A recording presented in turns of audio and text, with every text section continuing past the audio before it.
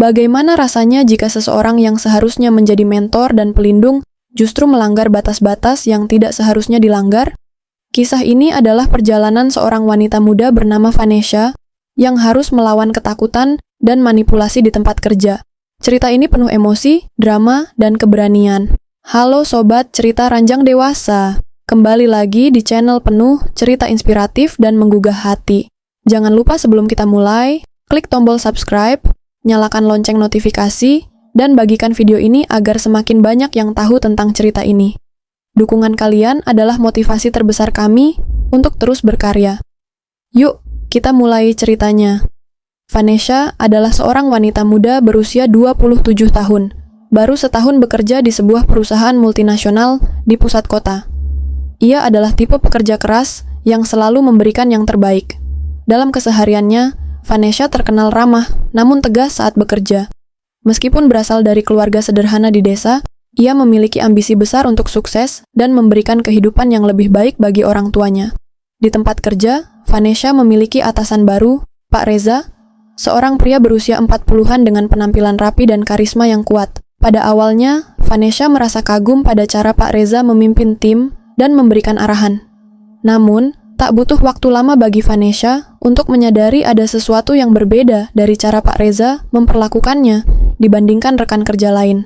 Hari-hari pertama Pak Reza di kantor diisi dengan upaya mendekati Vanessa. Ia sering memuji pekerjaannya di depan tim, membuat Vanessa merasa dihargai. Namun, lama-kelamaan, pujian itu terasa semakin pribadi. Kamu ini berbeda, Vanessa. Cara kamu bekerja itu detail sekali, seperti perempuan ideal yang tahu apa yang harus dilakukan. Katanya suatu hari saat mereka berdua lembur di ruang rapat. Vanessa hanya tersenyum tipis, merasa canggung dengan kalimat itu. Namun, ia mencoba menganggapnya sebagai bentuk apresiasi, bukan sesuatu yang harus dipermasalahkan. Namun, frekuensi momen seperti itu semakin sering terjadi. Pak Reza mulai mencari-cari alasan untuk memanggil Vanessa ke ruangannya, bahkan untuk hal-hal sepele. Sebuah insiden kecil terjadi ketika Vanessa dipanggil ke ruangan Pak Reza untuk membahas laporan yang sebenarnya tidak terlalu penting. Ketika Vanessa duduk di kursi tamu, Pak Reza dengan santai melepas dasinya dan membuka kancing atas kemejanya, membuat suasana menjadi tidak nyaman. Vanessa, kamu tahu nggak? Saya merasa kita punya chemistry yang baik. Kamu adalah tipe orang yang saya suka bekerja sama, katanya sambil menatap Vanessa lekat. Vanessa merasa pipinya memanas.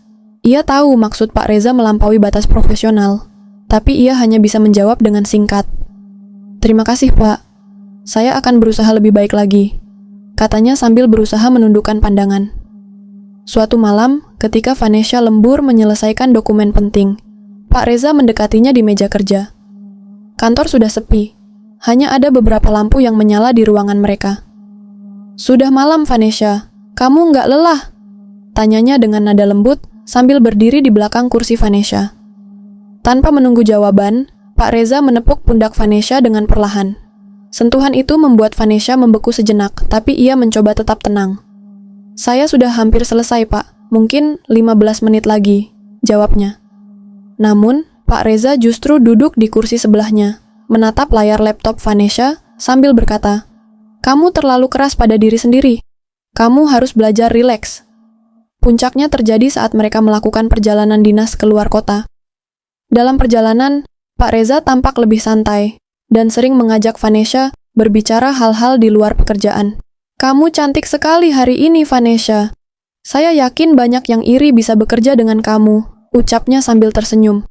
Vanessa hanya menanggapinya dengan senyum tipis, mencoba menjaga jarak tanpa menimbulkan kecurigaan. Namun, malam itu, setelah rapat selesai, Pak Reza mengajak Vanessa untuk makan malam di restoran hotel. Kita perlu merayakan keberhasilan hari ini, katanya. Vanessa tidak bisa menolak karena ini adalah perintah langsung. Makan malam itu awalnya terasa biasa saja. Pak Reza membahas tentang pekerjaan, keberhasilan tim mereka, dan strategi ke depan. Namun, suasana mulai berubah ketika Pak Reza tiba-tiba memuji penampilan Vanessa. Kamu tahu nggak, Vanessa? Dari semua staf yang pernah saya temui, kamu yang paling menonjol. Bukan cuma dari cara kamu bekerja, tapi juga... Ya, kamu sangat menarik, katanya sambil tersenyum tipis. Vanessa hanya bisa tersenyum kecil, merasa canggung. Namun, yang membuatnya semakin tidak nyaman adalah saat Pak Reza mengambil kesempatan untuk menyentuh tangannya secara halus, seolah-olah tanpa sengaja. Vanessa segera menarik tangannya dan mencoba mengalihkan pembicaraan ke topik pekerjaan. Namun, Pak Reza terus saja memanfaatkan momen itu untuk mendekatkan diri. Setelah makan malam, Pak Reza mengusulkan untuk melanjutkan percakapan di lounge hotel. Kita jarang punya waktu untuk diskusi santai seperti ini. Anggap saja malam ini sebagai bonus untuk kerja kerasmu, katanya. Vanessa merasa tidak bisa menolak. Saat di lounge, Pak Reza memesan minuman dan mulai membicarakan hal-hal yang lebih pribadi. Kamu pasti punya banyak yang mengejar, kan? Orang seperti kamu pasti nggak pernah sendirian, ujarnya sambil menatap Vanessa dengan intens. Vanessa mencoba menjawab dengan sopan sambil menjaga jarak. Namun, Pak Reza semakin berani, bahkan sesekali menyentuh bahu Vanessa dengan alasan bercanda. Ketika Vanessa merasa malam itu sudah cukup, ia meminta izin untuk kembali ke kamar. Terima kasih untuk makan malamnya, Pak. Saya rasa saya perlu istirahat sekarang, katanya dengan sopan. Namun, Pak Reza menahan tangannya. Sebentar, Vanessa. Saya cuma ingin bilang, kamu spesial buat saya. Saya harap kamu mengerti. Ucapnya sambil menatap Vanessa dengan pandangan yang sulit diartikan. Vanessa merasa jantungnya berdegup kencang. Ia tahu bahwa ini bukan hanya sekadar pujian biasa. Dengan tegas, ia menarik tangannya dan berkata, "Maaf, Pak. Saya rasa kita harus tetap profesional." Lalu segera meninggalkan lounge tanpa menoleh ke belakang. Kembali ke kamarnya, Vanessa merasa takut dan bingung. Ia mencoba menghubungi sahabatnya Lila untuk menceritakan apa yang terjadi. "Lila, aku nggak tahu harus bagaimana. Pak Reza mulai melewati batas," katanya dengan suara gemetar. Lila menyarankan agar Vanessa berhati-hati dan mulai mencatat atau merekam setiap kejadian yang tidak pantas. "Kamu harus melindungi dirimu, Nes. Jangan sampai dia memanfaatkan posisinya," kata Lila. Hari berikutnya, suasana kerja menjadi semakin canggung. Pak Reza memperlakukan Vanessa dengan sikap yang lebih dingin. Ia memberikan tugas-tugas tambahan yang sebenarnya tidak perlu, seolah-olah mencoba membuat Vanessa merasa bersalah.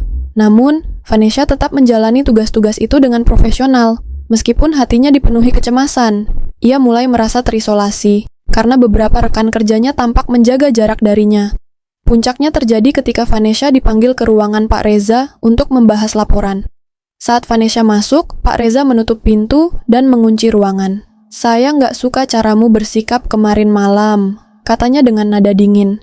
Vanessa merasa seluruh tubuhnya menegang. "Pak, saya hanya berusaha bersikap profesional," jawabnya sambil mencoba tetap tenang. Namun, Pak Reza semakin mendekat dan berkata, "Kamu tahu kan, saya punya kekuasaan di sini. Kalau kamu ingin karirmu tetap aman, kita harus saling memahami." Vanessa merasa takut, tetapi ia mencoba tetap kuat.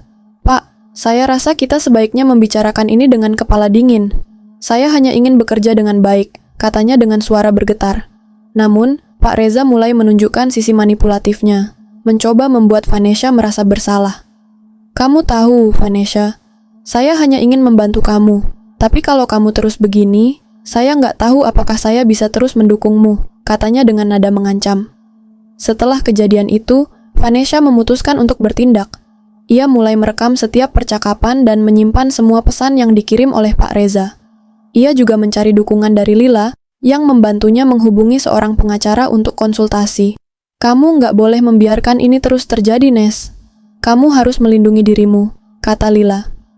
Ketika tekanan dari Pak Reza semakin kuat, Vanessa akhirnya memberanikan diri melapor ke Departemen SDM perusahaan.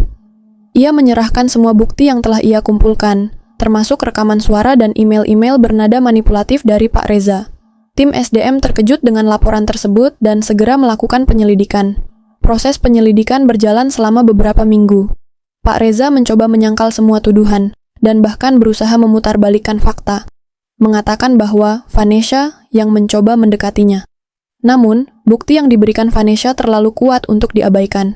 Rekaman percakapan mereka menjadi kunci utama dalam kasus ini. Akhirnya, keputusan pun keluar.